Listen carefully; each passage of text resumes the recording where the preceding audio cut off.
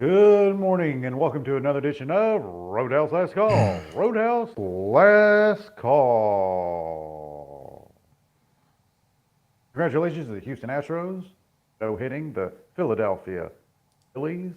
Hopes of America are still intact based on the fact that the series is now tied 2-2, and we all know what happens when Philly wins anything.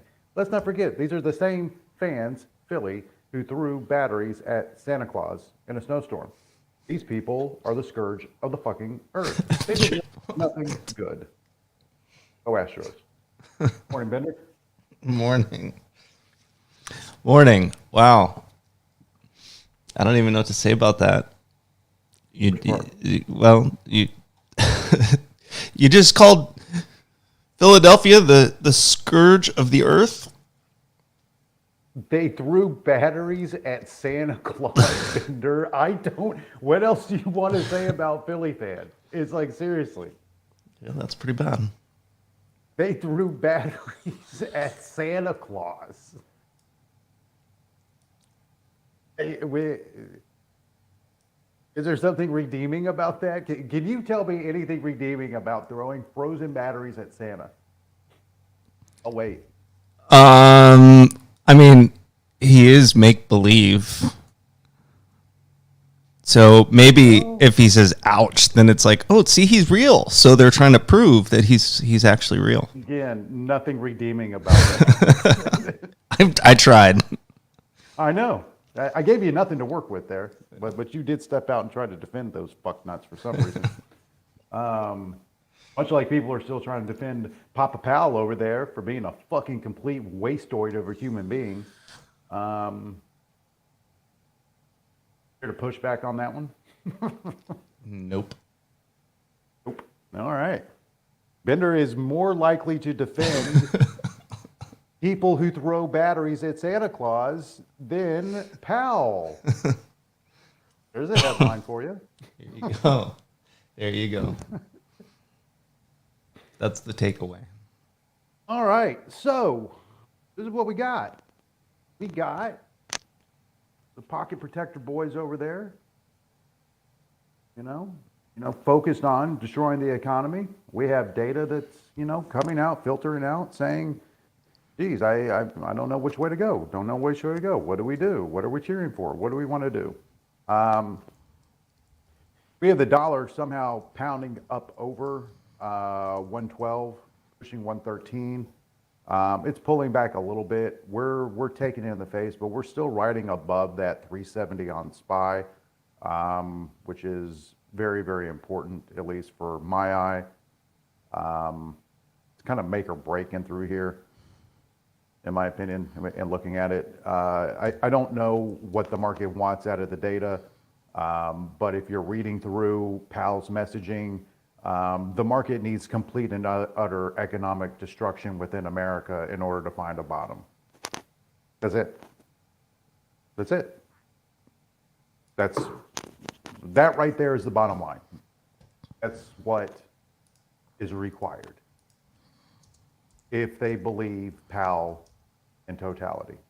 Maybe they call his bluff. Maybe they say bullshit. Maybe they start buying. But again, if we go through the three basics, at least from my standpoint as far as the market, you have narrative. Bear owns the shit out of narrative. You have flow. Bear owns flow. You have charts. Charts are hanging on by a motherfucking thread. And it is a very, very thin thread. One of the outlying hopes overall was that the Bank of England would come out with a pretty hefty rate hike, which they did, but then counter that saying, we can't be doing this shit anymore, otherwise we're going to be in a full-blown fucking recession and everybody dead. So that again stabilizes the dollar if Bank of England isn't going to continue acting like a full-on fucking psycho. So instead, we're going to say, Powell will say, hold my beer. We got psycho all up and down the line over here. We're going to continue to go ahead and kick you in the head, face, and neck. Until there is no more middle class, until people lose all of their savings. Which he did say that yesterday as far as, people have too much savings.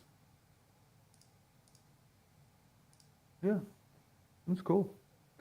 So that basically is what I have. We get more jobs data tomorrow. The data that came in today is not bullish for the dollar again. So this is about a trade. This is about a hedge. This is about,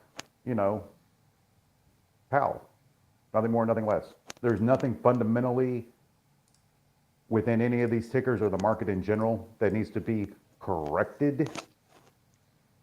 It has been corrected. So now we get what we get, and we play what we play, and we try to do our best to scratch out nickels and dimes here and there. Bender, what you got, man? Well, let's see. We're currently sitting 37.31.25. We got the overnight low that we just put in, so I'm not, putting a whole lot into that. But it's, we just put it in, but it's 37.30. Below that, 37.15. Got a little volume gap there. Previous area of support and resistance. If we give that up, then, we're sniffing 3,700. Below that, 36.71 was a previous area of support and or resistance. And if we give that up, 36.41 was the low from October 21st. Now, there is, when we get to 3,700, if we get to 3,700 from here, obviously that is the whole round number. That is also a speed line. Some of you guys probably, it's a speed line. Here. Yeah. Come up with some more creative names where there's a that's line just what it's called. Support or resistance. That's just what it's called. And really all it is a Fibonacci extension of a trend line, but it's also based on a time frame in which a high or low was made. And that's what those look like. You can see the reaction, off so that the dotted line is the trend line. That second line down is essentially 33%,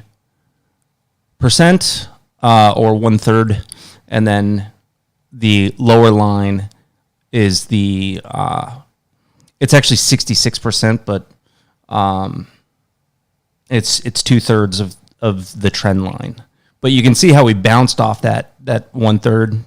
That's what put us in that channel that we fell out of. So you can see where that 2/3 line comes in, and given where we're at, I wouldn't be surprised if we were to go test that. That would come in around 3,700. So that's what I would keep an eye on.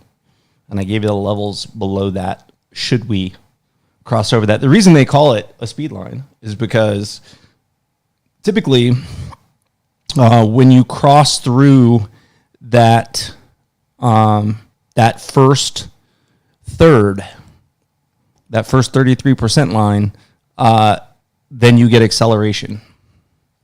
And it works both up and down. But anyway, that's what we got to keep an eye on, that 3,700. And like I said, if we get below that, look to 36.71, and then really targeting that October 21st low, 36.41.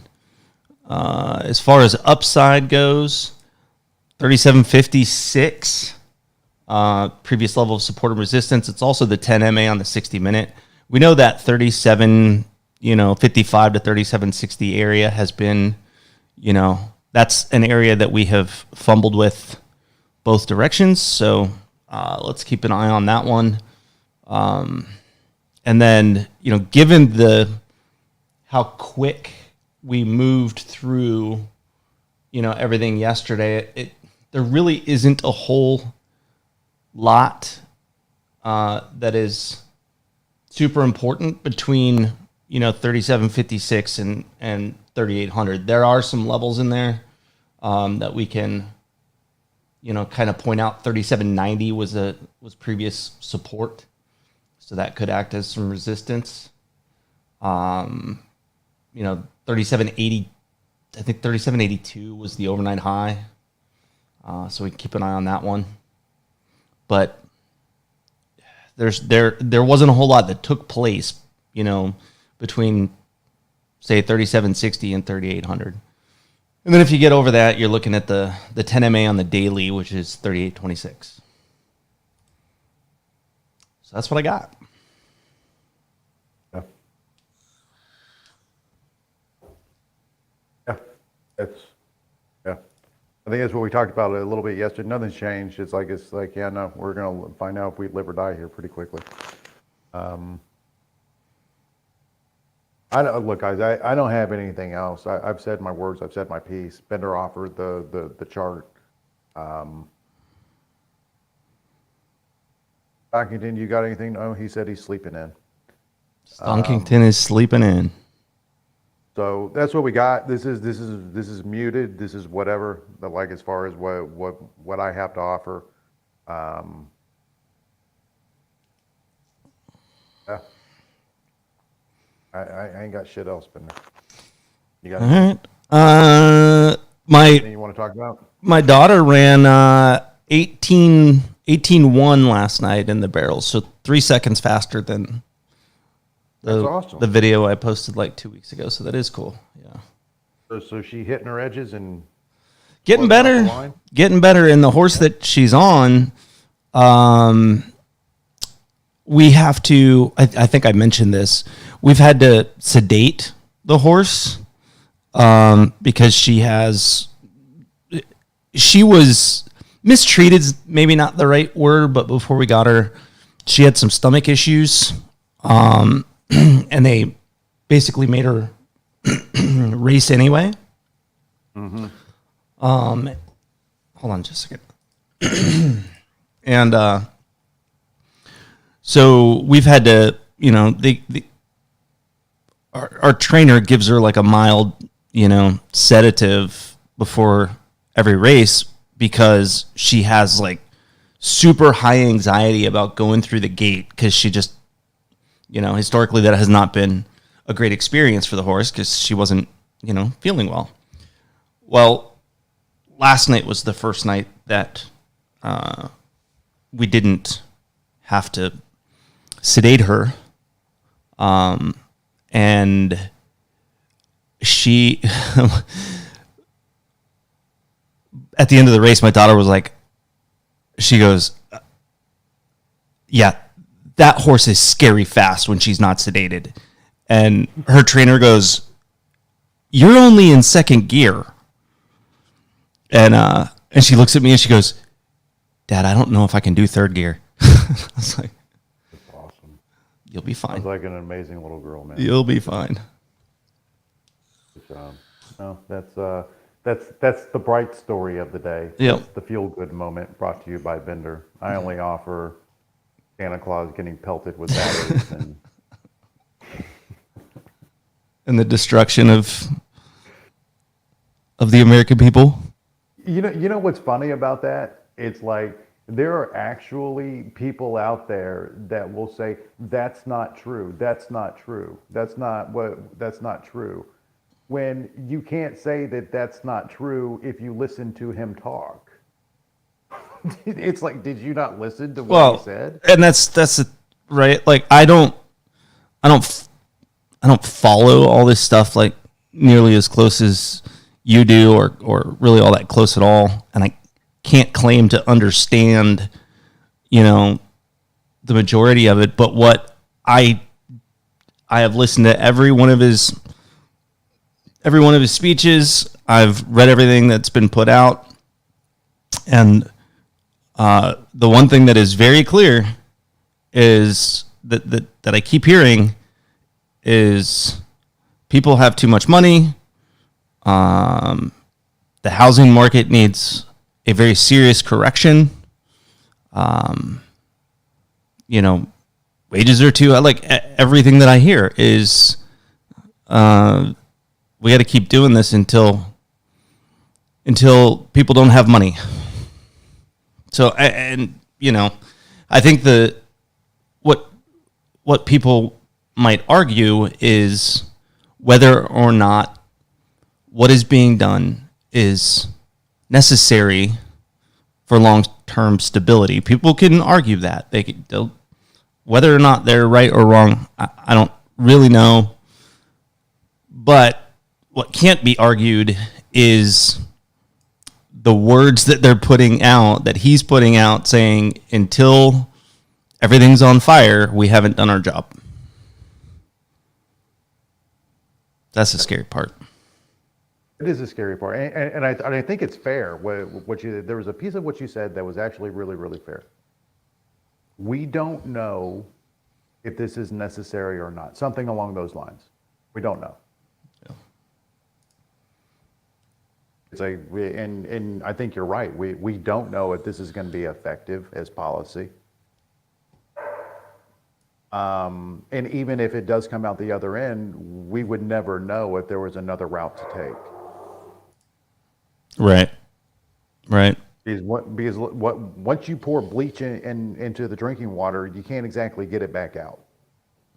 It's like It might have purified it, but exactly. It's like you can't. It's already tainted. So, anyways, Yep. Let's sit here and watch Taint. Let's get all boned up about Taint. Definitely. That sounds like a dill thing. I'm not that flexible. Yeah, that too. All right, man. We have 22 minutes until open. 22 minutes until open. I'll be watching Flow pretty closely to see if there's any kind of tell going on. Yesterday, they gave us a tell with those Apple destruction puts that came in. Obviously, we need to see those come in on the bid if there's any chance of an upside move. It is what it is, man. You got some of these tickers down 10% in a couple of days. Some of them down 20% in a couple of days. Where's the bottom? I don't know. That doesn't seem find out. that doesn't seem healthy. No, it doesn't. It doesn't. It really doesn't. And it's like, it's interesting. So some of the tickers that are along those lines, they were the same tickers that actually had good ERs. And the ones that are holding on had poor ERs. So, I don't know. I guess we're going to see when we get there. I guess we're gonna see. All right. All right, man.